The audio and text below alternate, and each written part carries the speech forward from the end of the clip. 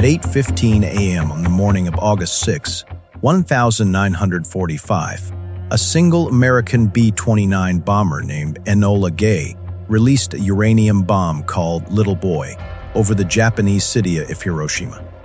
43 seconds later, at an altitude of 1,968 feet above the city center, the weapon detonated with a force equivalent to 15 tons of TNT. In that instant, a new sun appeared in the sky over Hiroshima, a ball of fire reaching temperatures of several million degrees that vaporized everything within a half-mile radius, turned sand to glass, and shadows of human beings were burned into stone walls where people had stood one moment before.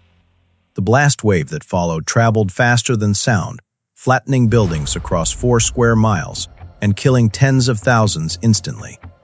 Those who survived the initial flash faced horrors beyond imagination, bodies charred beyond recognition, skin hanging in sheets, a black radioactive rain falling from the sky, and an invisible poison that would kill tens of thousands more in the days, months, and years that followed.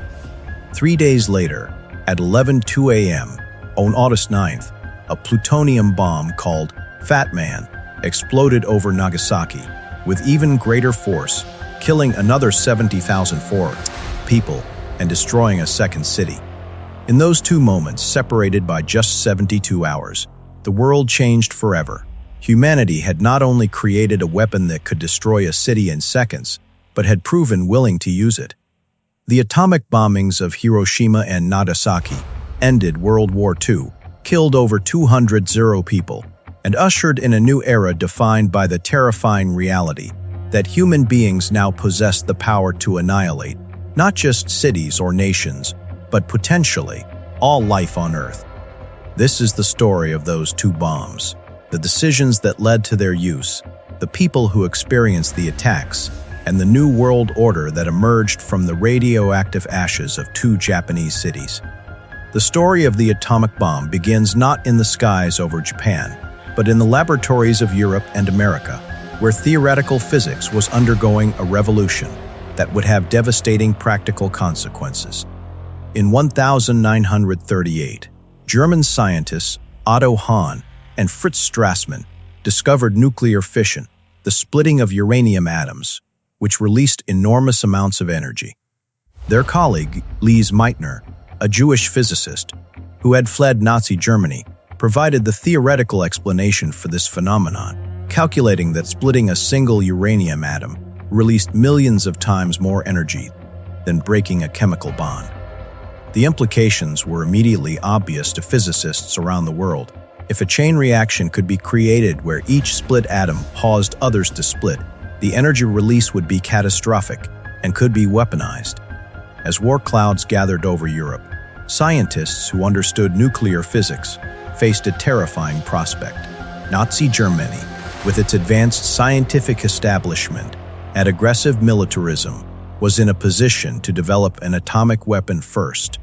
Many of the world's leading physicists were Jewish refugees from Nazi-occupied territories, who understood better than anyone what Hitler would do with such power. In 1939, Albert Einstein, despite his lifelong pacifism, was persuaded to sign a letter to President Franklin Roosevelt, warning that Germany might be developing atomic weapons and urging America to begin its own research program. Roosevelt authorized what would become the Manhattan Project, the largest and most secret scientific and industrial effort in human history. Beginning in 1942, the Manhattan Project employed over 130 people across dozens of secret facilities in the United States. The scale was staggering and the secrecy absolute. At Oak Ridge, Tennessee, a city of 75 people was built from nothing to enrich uranium, most workers having no idea what they were producing. At Hanford, Washington, massive reactors were constructed to produce plutonium. At Los Alamos, New Mexico, in a secret laboratory on a remote mesa, the world's greatest physicists worked under the direction of J. Robert Oppenheimer to design the actual weapons. Many were European refugees who had fled fascism. They worked with desperate urgency, believing they were in a race against Nazi Germany to develop the bomb first. The technical challenges were immense. Creating weapons-grade uranium-235 required separating it from the much more common uranium-238, atoms that were virtually identical chemically and differed in mass by less than 1%.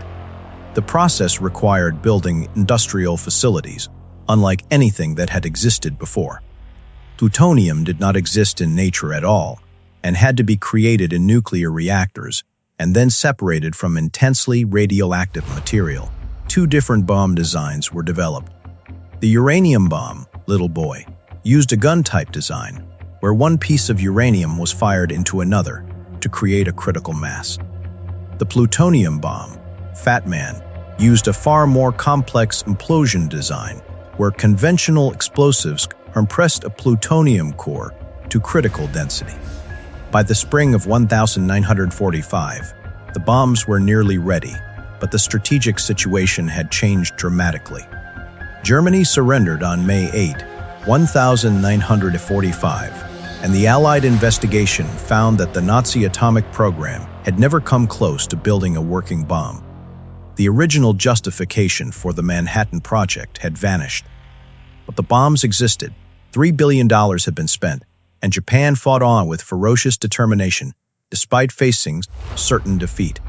American military planners preparing for the invasion of Japan estimated casualties in the hundreds of thousands, perhaps over 1 million American casualties, and multiples of that number of Japanese deaths.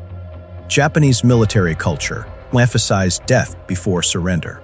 On Iwo Jima and Okinawa, Japanese forces had fought virtually to the last man. The Japanese government had mobilized the civilian population for homeland defense, distributing bamboo spears, and training women and children to resist invasion. American planners anticipated that invading Japan would make the Normandy landings look modest by comparison, requiring the largest amphibious operation in history against a fanatically defended homeland. The new American president, Harry Truman, who had assumed office after Roosevelt's death in April 1945, faced an agonizing decision. Truman had not even known about the atomic bomb until he became president. Now he had to decide whether to use it. His military advisors told him that invasion of Japan would cost enormous casualties on both sides. The atomic bomb offered an alternative, a demonstration of such devastating power that Japan might surrender without invasion, potentially saving hundreds of thousands of lives. But using it meant deliberately targeting civilians with a weapon of unprecedented, destructive power. Some scientists who had built the bomb, now that Germany was defeated, argued against using it on moral grounds, or advocated for a demonstration on an uninhabited area. Others argued that only actual use on a city would convince Japan's militaristic leadership to surrender. An interim committee of senior officials recommended using the bomb without warning on a dual military-civilian target to maximize psychological impact. Truman authorized its use. The official justification was to end the war quickly and save lives that would be lost in an invasion. But critics then and later argued that Japan was already defeated, that the Soviet entry into the war would have forced surrender, and that the real purpose was to end the war before the Soviets could claim a role in occupying Japan, and to demonstrate American power to Stalin. The truth likely involves all these factors. What is certain is that Truman made the decision, and early August 1945 was set as the time for attack. Hiroshima was selected as the primary target for several reasons. It was an important military headquarters and communications center. It had significant industrial facilities, producing military equipment. Crucially, it had been spared from the conventional bombing campaign that had devastated most Japanese cities, meaning the bomb's effects could be clearly observed and assessed. With a population of about 340, it was large enough to demonstrate that weapons power. The city sits on a flat river delta, terrain that would not interfere with the blast effects. On the morning of August 6, 1945, Hiroshima was awakening to another day of war. Air raid sirens had sounded earlier, when American reconnaissance planes passed over, but the all-clear had been given.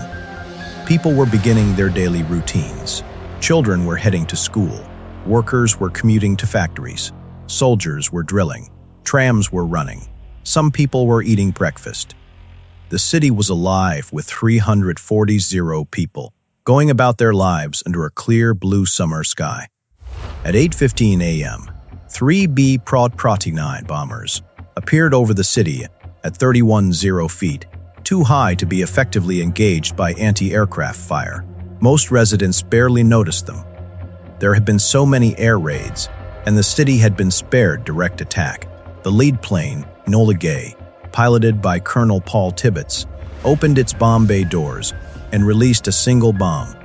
The bomb, nicknamed Little Boy, was a gun-type uranium weapon, 10 feet long and weighing about 700 pounds. It fell for 43 seconds, its barometric sensors measuring altitude. At precisely 968 feet above Hiroshima's city center, near the Io Bridge that had been the aiming point, the bomb detonated. In the first microsecond, while a ball of fire formed at temperatures reaching several million degrees Fahrenheit, hotter than the surface of the sun. This fireball emitted intense thermal radiation in all directions at the speed of light. People within a kilometer who were looking toward the explosion were instantly blinded. Those within 500 meters were vaporized instantly. Their bodies turned to plasma and carbon. Shadows of people were burned into walls and pavements, permanent silhouettes where human bodies had blocked the thermal radiation for a fraction of a second before being obliterated. A woman climbing steps to a bank had her shadow burned into the stone steps, the only evidence she had ever existed. Roof tiles melted and fused. Metal burned. Paper ignited miles away. Birds in flight burst into flame. A fraction of a second after the thermal flash, the blast wave arrived, traveling faster than sound, a wall of compressed air moving at over 600 miles per hour near the epicenter. The hypocenter of the explosion, the point on the ground directly below the detonation, experienced pressures of several tons per square inch. Every structure within a kilometer of the hypocenter was obliterated, reduced to rubble and dust. The few concrete buildings that remained standing were gutted shells. Wooden buildings, which comprised most of the city, were blown to splinters or crushed flat. Blast wave radiated outward, its power diminishing with distance, but still devastating miles from the center. At 1 kilometer, the overpressure was still sufficient to collapse most buildings. At 2 kilometers, wooden structures were heavily damaged, and people inside were killed by collapsing buildings or flying debris. The blast wave reflected off the ground, creating complex patterns of destruction, where in some areas structures somehow survived, while everything around them was destroyed. People in buildings were crushed as structures collapsed. Those outside were thrown through the air like ragdolls, their bodies smashing into debris. Flying glass became deadly projectiles, shredding anyone in its path. The third effect was the fire. The thermal pulse ignited thousands of individual fires across the city. Ruptured gas lines added to the conflagration.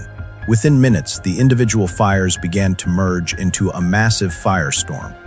As the fire consumed oxygen at ground level, cooler air was sucked in from the periphery, creating hurricane-force winds that fed the flames and pulled more material into the inferno.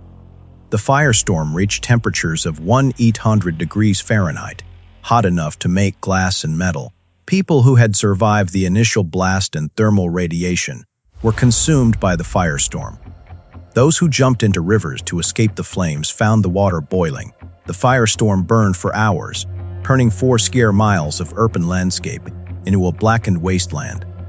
The mushroom cloud that formed above the city rose to over 40,000 feet, visible for hundreds of miles, a pillar of smoke and debris marking the site of the world's first atomic attack. But the horror did not end with the blast and fire. The bomb had created something new and insidious, massive radioactive contamination. The fission of uranium atoms had created hundreds of different radioactive isotopes, many of which were carried into the atmosphere in the mushroom cloud. As this cloud rose and cooled, the radioactive particles condensed and began to fall. About 30 minutes after the explosion, a strange black rain began to fall over Hiroshima and the surrounding area. This rain was heavily contaminated with radioactive particles, carbon black from the fires, and other debris. People who had survived the blast, many badly burned and desperate for water, drank the contaminated rainwater. Firefighters and relief workers who entered the city in the hours and days after the attack were exposed to intense radiation from fallout and residual radiation from the bomb itself. Many who seemed to have survived the initial attack began dying days later from acute radiation sickness, a horrifying condition characterized by nausea, vomiting, hemorrhaging, hair loss, and the destruction of the body's ability to produce blood cells. The survivors, who would come to be known as hibakusha, faced a nightmare landscape. The city had simply ceased to exist. Where a thriving urban center of 340 people had stood was now a flat plain of ash and debris, dotted with fires and the reinforced concrete shells of a few buildings. Tens of thousands were dead, their bodies vaporized, burned beyond recognition, or buried in collapsed buildings. Tens of thousands more were injured, suffering from terrible burns, radiation sickness, and trauma. The city's hospitals had been destroyed, and most medical personnel killed. There was almost no medical care available. People with horrific injuries wandered through the ruins in shock, skin hanging off their bodies in sheets, calling for family members who were dead or dying. Parents searched frantically for children. Children wandered alone, orphaned in an instant. The survivors described a vision of hell, burning bodies, people with eyeballs melted running from their sockets, the smell of burning flesh everywhere, cries for help that no one could answer because there were too many, and the resources to help anyone had been destroyed. One survivor, Akiko Takakura, was 20 years old and working at a bank 300 meters from the hypocenter. She survived because she was in a concrete building and happened to be in a stairwell when the bomb exploded. Everyone around her was killed.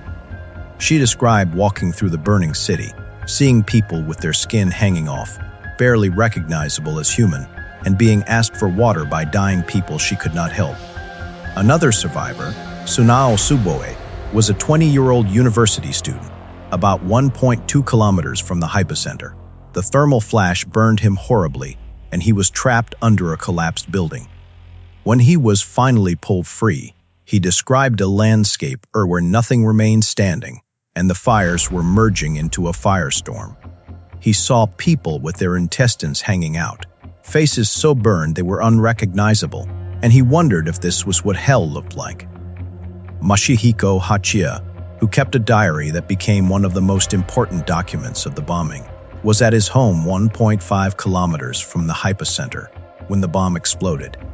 Despite being seriously injured himself, he made his way to the Hiroshima Communications Hospital, where he was director, and tried to treat the hundreds of injured people who flooded in, though he had almost no supplies, and most of his staff were dead or injured.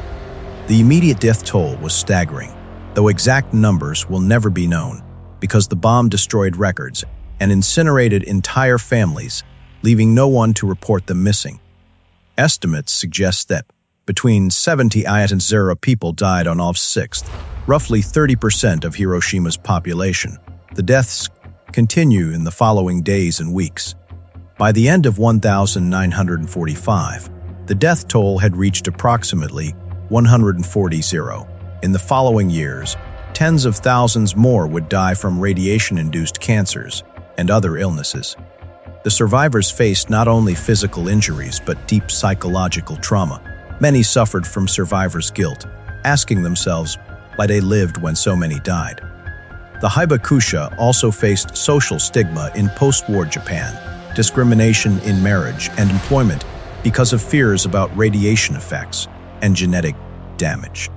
For decades, many survivors hid their status as hibakusha to avoid discrimination.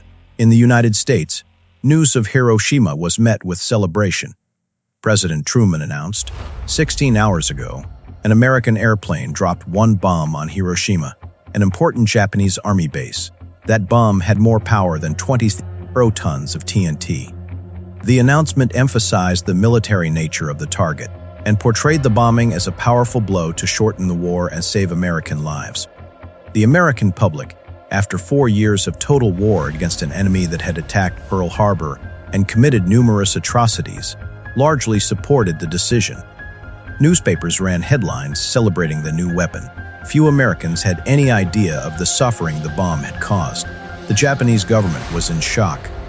Initial reports from Hiroshima were confused and incomplete because communications had been destroyed. When the scale of the destruction became clear, the Japanese leadership faced the reality that America could now destroy Japanese cities, one at a time, without any defense being possible. But the Japanese military hardliners still resisted surrender. They argued that Japan should fight to the end, that surrender was unthinkable, and that even if America had 1 or 2 atomic bombs, they could not have many. They were wrong. On August 945, just 3 days after Hiroshima, a second atomic bomb was dropped on the city of Nagasaki. The primary target had actually been Kokura, but cloud cover over that city forced the bomber to divert to its secondary target.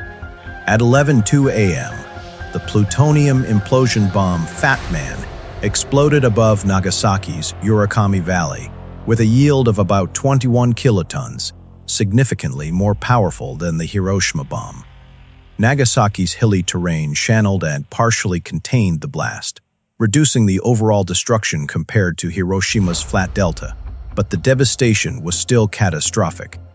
The Urakami Valley was obliterated. The Mitsubishi Steel and Arms Works, a major military production facility, and one of the target's aims, was destroyed. The bomb detonated 500 meters from the Urakami Cathedral, the largest Christian church in East Asia, instantly killing most of the congregation at morning mass. Approximately 40 people were killed instantly, and the death toll rose to about 70 by the end of 1945. The bombing of Nagasaki proved that Hiroshima was not a singular event, that America possessed multiple atomic weapons and was prepared to continue using them until Japan surrendered. The double shock of Hiroshima and Nagasaki, combined with the Soviet Union's declaration of war on Japan on August 9th, an invasion of Japanese-hailed Manchuria, finally broke the deadlock in the Japanese government. Even then, the decision to surrender was not unanimous. The Japanese Supreme War Council was split 3-3 between those who wanted to surrender and hardliners who wanted to fight on. On August 10, in an unprecedented intervention, Emperor Hirohito broke the tie and decided for surrender. Even after the emperor's decision, some military officers attempted a coup to prevent surrender and continue the war, but they failed. On August 15, 1945, Emperor Hirohito addressed the Japanese people by radio for the first time in history, announcing Japan's acceptance of the Potsdam Declaration terms for unconditional surrender.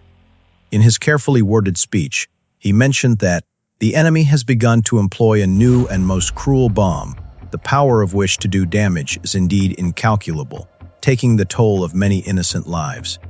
World War II was over. The atomic bombings had accomplished their stated purpose, ending the war without a costly invasion. But at what cost? The immediate aftermath saw American occupation forces arriving in Japan, with General Douglas MacArthur taking command of the occupation administration. American authorities strictly control information about the atomic bombings. Japanese physicians and scientists who tried to study radiation effects were restricted. Film footage and photographs of the destruction and victims were confiscated and classified. American journalist John Hersey's 1946 article, Hiroshima, in The New Yorker, which told the stories of 6 survivors in detail, was one of the first accounts to break through the official narrative and show Americans what the atomic bomb had actually done to human beings.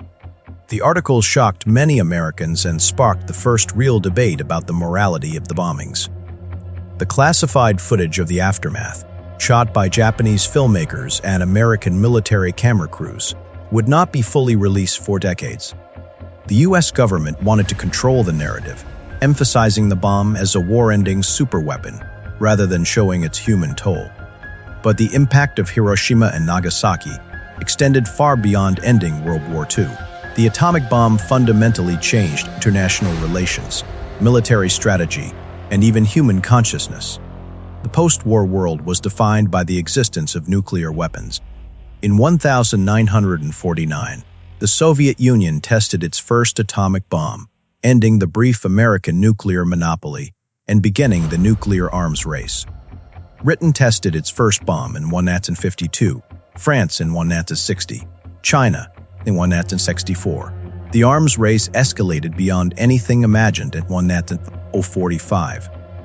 Both superpowers developed thermonuclear weapons, hydrogen bombs, thousands of times more powerful than the Hiroshima bomb. By the 1980s, the United States and Soviet Union possessed tens of thousands of nuclear weapons between them, enough to destroy human civilization many times over. The doctrine of mutual assured destruction emerged, the paradoxical logic that nuclear war could be prevented because any use of nuclear weapons would result in the destruction of both attacker and defender. The world lived under the threat of nuclear annihilation. The Cold War was defined by nuclear weapons. Every international crisis, from the Berlin blockade to the Cuban Missile Crisis to various Middle Eastern conflicts, occurred in the shadow of potential nuclear war. Defense spending in both superpowers was dominated by nuclear weapons and their delivery systems. An entire generation grew up with the very real fear that nuclear war could break out at any moment and end civilization.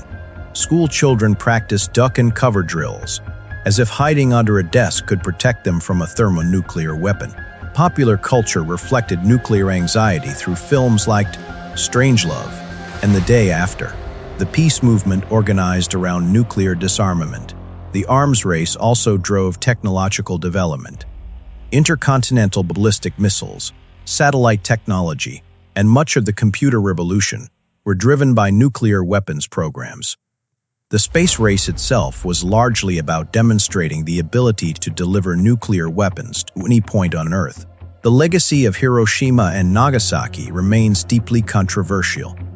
Defenders of the decision to use the bombs argue that it saved lives by making the invasion of Japan unnecessary. They point to the projected casualty estimates for an invasion, the fanatical resistance on Iwo Jima and Okinawa, the Japanese military's preparations for homeland defense. They note that conventional bombing and the planned invasion would have killed many more Japanese civilians than the atomic bombs did. They argue that the shock of the atomic bombs was necessary to overcome the Japanese military's resistance to surrender. Some argue that demonstrating the horror of nuclear weapons in actual use may have prevented their use in later conflicts, by showing the world what they actually did, making nuclear war unthinkable. Critics argue that Japan was already defeated and would have surrendered soon without the atomic bombs, or an invasion, particularly after the Soviet entry into the war. They point to evidence that Japanese peace feelers were being extended before August 1, 1945, and that the Japanese government was desperately seeking terms for surrender. They argue that the bombs were dropped primarily to intimidate the Soviet Union and establish American dominance in the post-war world, rather than for purely military reasons. Some critics contend that a demonstration of the bomb's power on an unpopulated area could have convinced Japan to surrender without killing civilians. They argue that targeting civilians with weapons of mass destruction violated just war principles and constituted a war crime. Many Japanese, particularly the hibakusha, viewed the bombings as unnecessary massacres of civilians. The moral debate continues today, with new historical research still uncovering documents and evidence that complicate our understanding of the decision. What is undeniable is the human cost. Over 200 people died. As a direct result of the two bombs, the vast majority civilians. Tens of thousands more died in subsequent years from radiation-induced illnesses. Entire families were wiped out, children were orphaned, Parents lost all their children. Husbands and wives were separated by death in an instant. The survivors endured not only physical suffering, but psychological trauma that lasted their entire lives. The cities themselves were destroyed so completely that they had to be entirely rebuilt. The radioactive contamination from the bombs had long-term health effects, including increased rates of leukemia and various cancers among survivors and their children. The genetic effects of radiation exposure raised fears about birth defects and genetic damage that added to the psychological burden of survivors. The hibakusha themselves became powerful witnesses for peace. Many survivors, after decades of silence due to stigma and trauma, began telling their stories to warn future generations about nuclear weapons. Organizations of atomic bomb survivors have worked tirelessly for nuclear disarmament and peace education. When survivors speak about their experiences, describing the flash of light, the heat that burned their skin, watching their family members die, living with radiation sickness and cancer, they provide testimony more powerful than any theoretical argument about nuclear weapons. Their scarred bodies and haunted memories are living evidence of what nuclear weapons do to human beings. As the hibakusha age and pass away, there is urgent effort to record the testimonies before this living link to the atomic bombings is lost forever. Museums in Hiroshima and Nagasaki preserve artifacts from the bombings. A launch stopped at 8:15 a.m. A schoolgirl's lunchbox with rice turned to carbon, tattered clothing, photographs of victims, and the stories of those who died and those who survived. Hiroshima and Nagasaki were rebuilt from the radioactive ashes.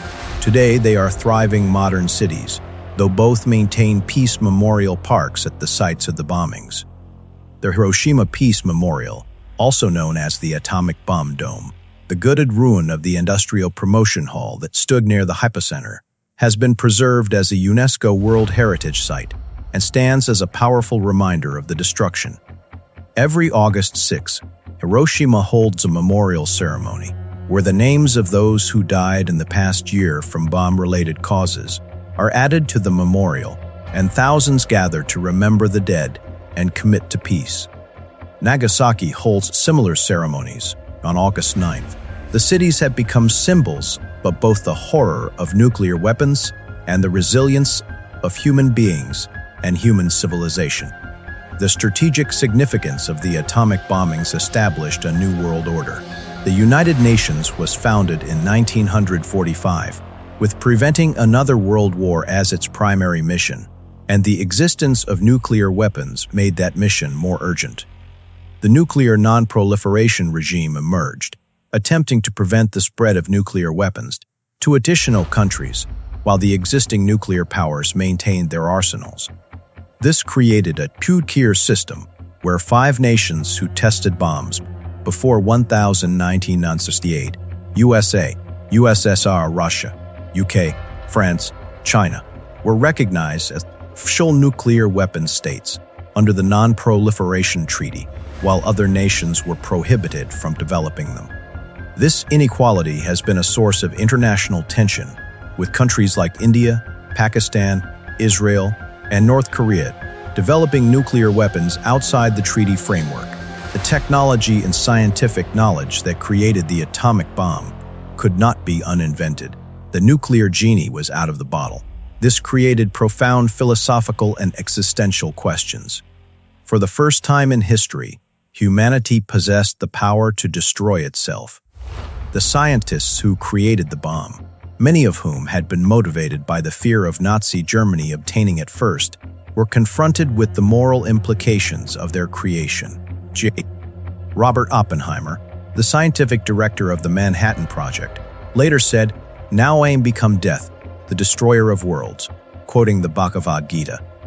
Many Manhattan Project scientists became advocates for international control of atomic energy and nuclear disarmament after seeing what their creation had done to Hiroshima and Nagasaki. The Bulletin of the Atomic Scientists, founded by Manhattan Project veterans, created the Doomsday Clock, a symbolic representation of how close humanity is to self-annihilation which has become an iconic image of nuclear danger. The atomic bombings also raised questions about the nature of modern warfare and civilians in war. World War II had already seen the erosion of distinctions between combatants and civilians, with strategic bombing campaigns by all sides deliberately targeting civilian populations and infrastructure. The firebombing of Dresden, Hamburg, and Tokyo had killed tens of thousands of civilians with conventional weapons. The atomic bomb represented the logical endpoint of this trend, a single weapon that could destroy an entire city and kill everyone in it, making no distinction between soldiers and civilians, adults and children, military installations, and residential neighborhoods.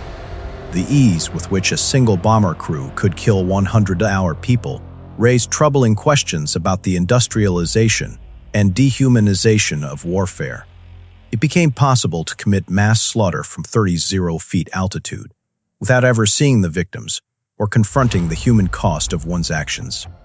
Today, 9 nations possess nuclear weapons, with a combined arsenal of approximately 13 warheads, most far more powerful than the Hiroshima and Nagasaki bombs.